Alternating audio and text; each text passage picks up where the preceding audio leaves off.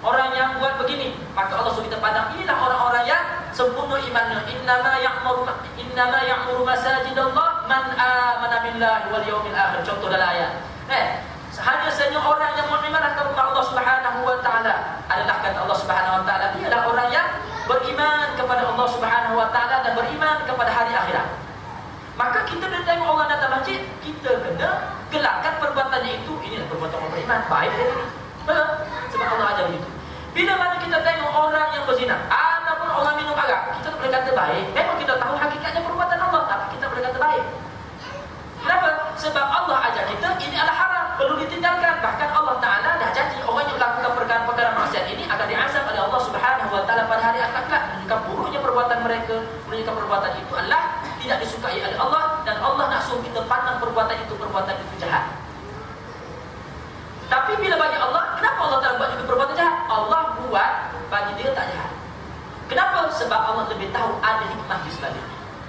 Antara hikmah yang paling basicnya, yakni kata Allah dalam surah Al-Kahfi, inna ja'alna ma'alal ardi zinatan laha linabluwahum ayyuhum ahsanu amala. Sesungguhnya kamilah yang telah menjadikan apa yang ada di atas muka bumi ini, yang mana berbentuk zina, iaitu sebagai perhiasan. Apa semua atas muka bumi ini perhiasan, termasuk diri kita sendiri pun perhiasan. Dan muka comel, perhiasan. Allah nak uji, kita tengok muka kita comel tadi itu, bagaimana kita mengatasinya, bagaimana kita tindakan kita, bagaimana pemikiran kita, bagaimana amalan kita tentang wajah yang ada pada kita, tubuh badan yang ada pada kita, sehat kita, sakit kita. Allah uji. Kenapa Allah tak uji? Liyabluwahum ayyuhum ahsanu amala, supaya Allah Subhanahu wa taala nak uji mereka, iaitu yang nak tahu siapakah di antara mereka itu yang paling baik dalam amal mereka yang hidup di atas muka Allah Subhanahu wa taala. Faham? Contoh lagi ayat Allah Taala kata, al-mal wal banuna zinatul hayatid dunya wal baqiyatus salihatu khairun 'inda rabbika thawaban wa khairun amala. Bermula yakni harta benda, wal banuna anak pinak, anak cucu, ciak cucu, sepupu, papa, macam-macam anak penakan semualah. Maksudnya tadi tu, zinatul haya adalah perhiasan hidup ad-dunya. Zinatul haya ad-dunya. Wal baqiyatus salihat, dan bekalan yang baik sebenarnya, yang kekal bekalan tadi, sesuatu yang baik, yang kekal baiknya tadi di atas muka bumi ini, daripada segala hiasan ini, as-salihat, iaitu perbuatan yang banyak amal soleh, yang mana perbuatan ini khairun 'inda rabbik, lebih baik di sisi Tuhan itu, pandangan Tuhan kamu. Tawabat di sudut apa baiknya? Pahalanya. Wa khairun amala, dari sudut inilah cita-cita yang paling hebat sekali. Kalau angan-angan inilah angan-angan yang bukan kosong, angan-angan yang dapat manfaat pada hari kelak. Kalau tak ada azab untuk melakukan amal soleh, bukannya sebaliknya. Makna jelas, anak-anak kita dapat jadi makan, dan itu juga adalah perbuatan Allah sebagai ujian untuk kita. Termasuklah Allah jadikan arak. Siapa kata arak itu dijadikan oleh manusia pada hakikatnya? Syirik pada Allah Ta'ala. Menunjukkan bahawasanya Allah bukan wahdaniyah, bahkan ada yang munfasil fil af'al, ada yang berbuat sama dengan perbuatan Allah Subhanahu wa taala. Allah cipta arak, ada juga orang lain cipta arak. Allah boleh mencipta, dia juga bisa. Siapa yang jadikan anggur? Allah jadikan anggur. Siapa yang jadikan manusia yang memetik anggur? Allah Taala juga. Siapa yang menjadikan idea manusia untuk memetik anggur, yang ini untuk buat arak? Allah Taala juga jadikan. Betul? Siapa yang beri keselamatan? Siapa yang jadikan kenderaan? Siapa semuanya? Allah Taala belaka. Kenapa Allah jadikan benda macam ni? Dia belum nak uji. Uji. Itu hikmah yang paling basic kita tahu. Lepas tu, apa yang patut kita pegangnya sekarang ini? Pandangan buruk ke baik yang kita pandang atas dunia ini, i'tiqad dalam hati, tak boleh kata perbuatan ini ada yang Allah buat, ada yang bukan Allah buat, daripada makhluk yang buat. Allah tak buat tu, tak pernah buat, tapi ciptaan ini, perbuatan ini makhluk buat sendiri. Kalau kita pegang begitu, maka iktibar kita bercanggah dengan Ahlussunnah wal Jamaah, ittifaq ulama, maka orang ini kufur. Bukan jumhur lagi dah, sepakat. Sebab apa? Sebab telah pun munfasil fil af'al, telah pun meletakkan satu pahaman, pegangan adanya beberapa perbuatan yang bercerai daripada Allah Subhanahu wa taala. Maksudnya ada perbuatan yang sama dengan perbuatan Allah. Allah boleh buat, ada yang lain daripada Allah juga boleh buat sama dengan perbuatan Allah Taala. Menciptakan, menjadikan. Ada pengasingan. Lepas tu yang kita pegang, macam mana? Pegang sungguh-sungguh bahawasanya yang baik, yang buruk pada hakikatnya Allah yang jadikan pada hakikatnya. Lepas tu, bagaimana Allah Ta'ala jadikan yang buruk ni? Untuk apa? Buruk pada pandangan kita. Bagi Allah yang memperbuat perbuatan buruk tadi, setiap perbuatan Allah tidak sia-sia dan tidak ada yang buruk, tidak ada yang jahat. Semuanya baiklah ke untuk makhluk. Maka di manakah kebaikannya? Kalau begitu, buktikanlah. Kita tak tahu, hanya Allah Subhanahu wa taala saya tahu. Kan saya sebut tadi ayat asa takrahu syai'an wa huwa khairul lakum wa asa tuhibbu syai'an wa huwa syarrul lakum wallahu ya'lamu wa antum la ta'lamun. Hanya Allah yang tahu, kamu tak tahu. Lepas tu bagaimana untuk kita bertindak untuk diri kita ni? Nak pegang macam mana? Keliru ni. Mudah sahaja. Serah kepada Allah Subhanahu wa taala. Jalankan sahaja perintah Allah Subhanahu wa taala. Bila datang bala, ucap inna lillahi wa inna ilaihi raji'un. Bila dapat nikmat, ucaplah alhamdulillah. Bila tengok satu benda yang begitu hebat, ucap masya-Allah. Bila tengok benda yang indah, cantik, menenangkan hati kita, ucap subhanallah. Faham tak ni? Bila ada masalah, berdoa kepada Allah. Wa idza sta'anta fasta'in billah. Kata Nabi SAW, bila kamu minta tolong dengan Allah Taala. Ikut kaedah Nabi SAW. Bagaimana kita nak jaga ni kita ni? Ihfazillah yahfazka. Kamu jaga hak Allah, Allah Taala jaga kamu. Nampak tak ni? Wa idza sa'alta fas'alillah. Bila minta dengan Allah Taala dulu, walaupun hal yang kecil. Nak makan nasi pun kecil je nasi ni, minta dengan Allah. Nak buang air besar, tak besar pun, air kecil pun kena minta dengan Allah. Mana? Bismillahirrahmanirrahim. Allahumma a'udzubika minal khubuthi wal khaba'ith. Dah buang air lega, kecil je hal tu, bukan masalah. Biasa je bagi kita kan, buang air lega lah. Dua, minta dengan Allah lagi. Alhamdulillahilladzi adhaba 'anil adha wa 'afani. Betul tak? Semua buat itu je. Lepas tu jangan tanya kenapa Allah. Jangan tanya kenapa Allah. Kenapa engkau? Jangan tanya apa yang Allah buat, tapi tanyalah apa yang kita buat. Dan Allah tidak akan dihisab. Yang hisabnya kita dihisab. Siapa yang menghisab? Allah Ta'ala lah yang menghisab. Okey, settle masalah. Kalau lebih lagi, orang panggil pemikiran yang melampau, dia akan menghampirkan kepada Mu'tazilah. Mu'tazilah inilah yang menyebabkan dia tolak semua ni. Tak, maknanya orang yang mati yang bertaubat kepada Allah Subhanahu wa taala, katanya tidak diampunkan oleh Allah Subhanahu wa taala. Orang yang meninggal dalam alam barzakh tak ada sebenarnya siksa kubur, tak ada hukuman akhir. Mati-matilah. Logik ni. Kerana melampau fikir, maka akan keluar satu fahaman yang sesat. Habis. Seperti apa dia yang jahat rupanya daripada perbuatan Allah? Seperti kufur. Kufur baik ke buruk? Jahat? Jahat. Seperti maksiat. Pada pandangan kita maksiat, perbuatan neraka, perbuatan maksiat, zina, judi, apa semua sekali, tak solat, maksiat tu. Buruk ke baik? Buruk. Ataupun jahat.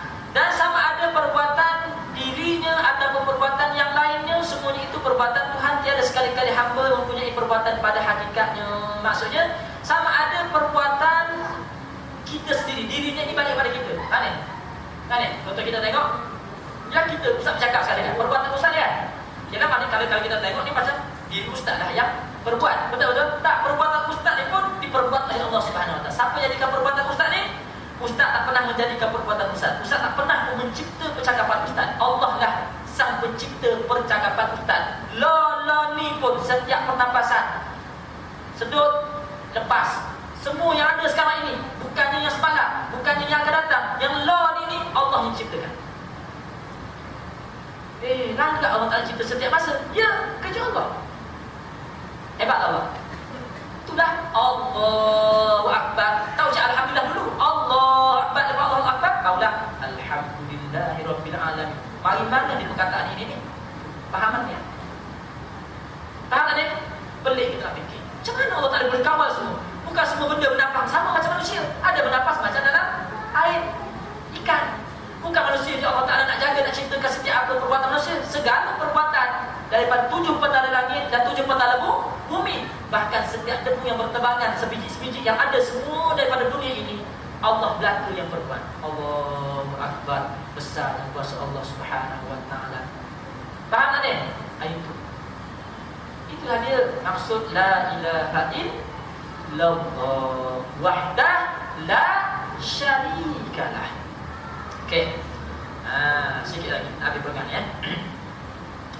Ada perbuatan yang lainnya, maknanya walaupun diri sendiri Diri sendiri pun hakikatnya Allah lah yang menciptakan perbuatan. Tapi kita tak boleh kata perbuatan ini perbuatan inilah perbuatan Allah. Kalau tahu Allah Taala perbuatan macam mana? Ni. Tangan aku bergerak ni maknanya inilah. Allah Taala bergerak guna tangan juga lah, tapi pakai tangan aku. Dah bukan.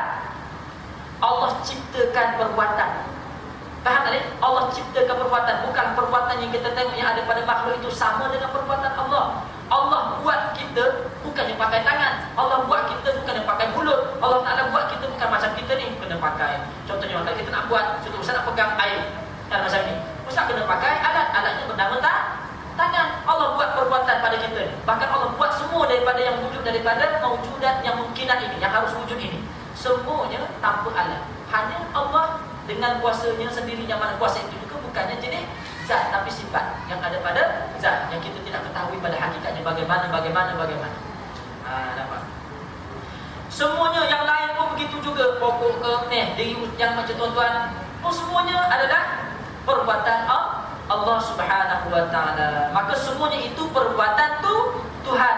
Tiada sekali-kali hamba mempunyai perbuatan. Pada sudut apa dia? Pada sudut hakikatnya. Bukan saya sebut. Tapi kalau tak sebut pun saya sebut juga. Dalam kitab sini sebut betul saya. Pada hakikatnya. Perkataan ini tak boleh digugurkan dan tidak boleh maknanya buat cuan. Kena mesti ada. Kena ambil tekan dulu ini. Tak ada yang ini sesat. Pada hakikatnya semua perbuatan daripada diperbuat oleh Tuhan. Tidak ada pun daripada yang lain pada Tuhan yang memiliki perbuatan. Pada sudut hakikatnya, sama ada yang baik ataupun yang buruk pada rupanya daripada perbuatan. Hanya ada usaha dan ikhtiar yang tiada memberi bekas, yang mana yang ada pada diri kita semuanya ini. Apa yang ada pada kita? Karena semua Allah Ta'ala buat belaka. Yang hanya adanya usaha dan ikhtiar. Hanya ada usaha dan ikhtiar. Dalam istilah tauhid kita panggil kalau usaha kasab. Laha ma kasabat walakum ma kasabtum. Tu kasab asal daripada kasabah yang sibuk. Kasban. Kasab maksudnya usaha. Yang kedua kita panggil ikhtiar. Dalam masa-masa ikhtiar ni kita panggil dah jadi bahasa Arab. Dah jadi bahasa Melayu kita dah. Makna ikhtiar itu, ikhtiar asal bahasa Arab, makna bahasa Mesianya ialah pilihan. Buat pilihan. Yang ada pada diri kita hanyalah usaha dan pilihan. Yang mana ingat, walaupun yang ada pada kita ini usaha dan ikhtiar, dua-duanya, usaha pada diri kita, ikhtiar yang ada pada diri kita, yang tiada memberi bekas, tidak memberi kesan. Walaupun kita ada dua ni, kita boleh berusaha, kita boleh buat pilihan, nak buat ke tak nak buat. Kemudian kita boleh buat kalau kita usahakan. Yang mana usaha yang kita usaha, ikhtiar yang kita ikhtiar, apa yang kita pilih tidak memberi kesan. Maksud tidak memberi kesan maksudnya walhasil. Ada poin. Tambah lagi satu poin. Okey, maksudnya apa yang kita usaha belum tentu jadi. Apa yang kita belum pilih belum tentu dapat. Boleh faham tak ni? Maksudnya usaha dan ikhtiar yang ada pada kita pun tak memberi kesan. Bermaksud apa yang kita usaha belum tentu menjadi. Apa yang kita pilih belum tentu dapat, dan belum tentu kita dapat apa yang kita pilih. Faham tak ni? Okey? Boleh faham? Panjang lagi ni, kena berhenti ni. Habis ni, walhasil, apabila dikatakan wajib bagi Tuhan bersifat wahdaniyah, maknanya kesimpulannya. Ambil masuk kesimpulan tu kesimpulannya macam mana yang kita bincang ni banyak macam ni. Kamu pasti kamu tasir benda ni. Maka hasilnya ataupun kita panggil dia, orang panggil dia konklusi apa dia? Begitulah kesimpulannya. Ataupun walhasil itu masuk ringkas cerita ginilah, panjang-panjang pun takut tak pening kepala juga. Jadi kata Musa ni mudah-mudah ginilah. Bila mana ataupun apakala dikatakan wajib bagi Tuhan itu bersifat dengan wahdaniyah, bila saja kita kata wajib bagi Allah Ta'ala itu bersifat dengan esa, maka ternafilah kam yang 5 itu. Mana? Iaitu ternafilah kam muttasil dan kam munfasil pada zat. Kam muttasil, kam munfasil ada pada dua, iaitu zat pada zat, iaitu kam muttasil dan kam munfasil pada sifat. Dua-dua tu jadi 4 lah. Okey? bagi Tuhan itu bersifat wahdaniyah, bermaksud ternafilah, iaitu kam mufasil pada perbuatan juga. Maka tak ada mustahil semua untuk Allah Ta'ala, ada semuanya itu. Faham tak ni? Tidak akan pernah wujud begitu pada Allah Subhanahu Wa Ta'ala, yang sama dengan Allah, yang berpisah dengan Allah, yang sama dengan Allah, yang berhubung, yang sama dengan Allah Subhanahu Wa Ta'ala, tak ada semua. Maka takut tuan-tuan untuk minggu ni, satu sikit lagi lah. Bila dah kata usaha dan ikhtiar kita tak ada kesan, buat apa Allah Ta'ala bagi usaha dan ikhtiar pada kita? Ingat, Allah Ta'ala bagi usaha dan ikhtiar pada kita, tapi kita tak boleh kata usaha dan ikhtiar kita itu memberi kesan. Apa yang kita nak buat pasti jadi dah. Apa yang kita usahakan mengikut kehendak Allah. Ingat, kehendak kita tak boleh mengatasi kehendak Allah. Apa yang dikehendaki oleh Allah Ta'ala pasti akan berlaku kepada kita walaupun kita tidak berkehendak. Bila kita berkehendak kemudian jadi, maka itulah kita panggil taufik.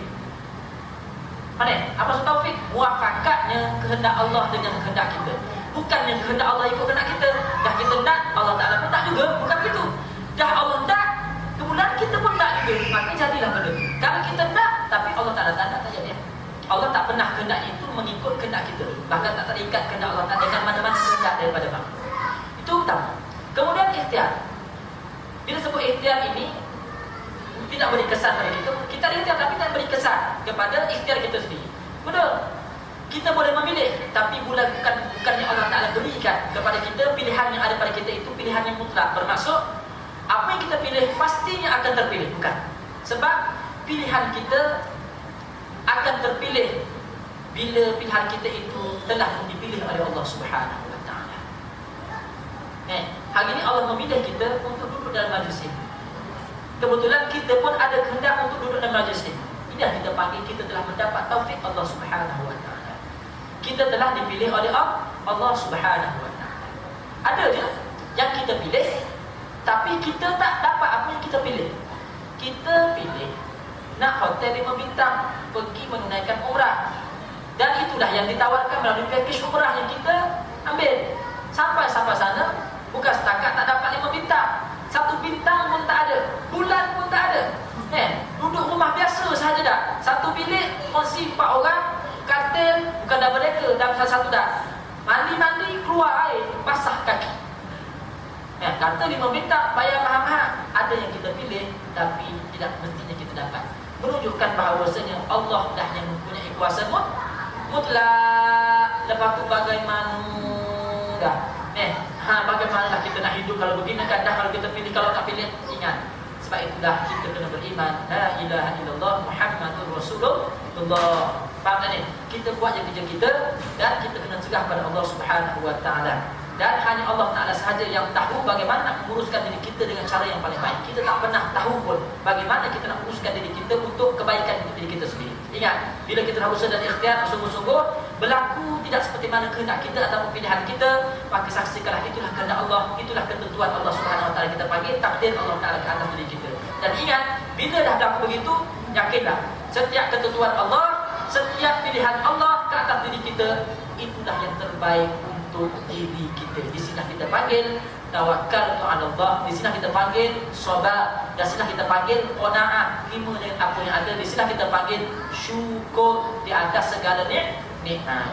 Dengan demikian barulah kita dipanggil orang yang makrifat martabat syariat, insyaallah taala. Amin ya rabbal alamin. Tutup majlis dengan baca tasbih kafarah dan surat al-asr. Subhanallah wa bihamdika asyhadu an la ilaha illa anta astaghfiruka wa atubu ilaik. Bismillahirrahmanirrahim. Al-'asr innal insana lafi khusr illa alladhina amanu wa 'amilus solihati wa tawassaw bil haqqi wa tawassaw bis sabr. أقول بهذا وأستغفر الله وأستغفر الله وأستغفر الله لي ولكم. السلام عليكم ورحمة الله وبركاته.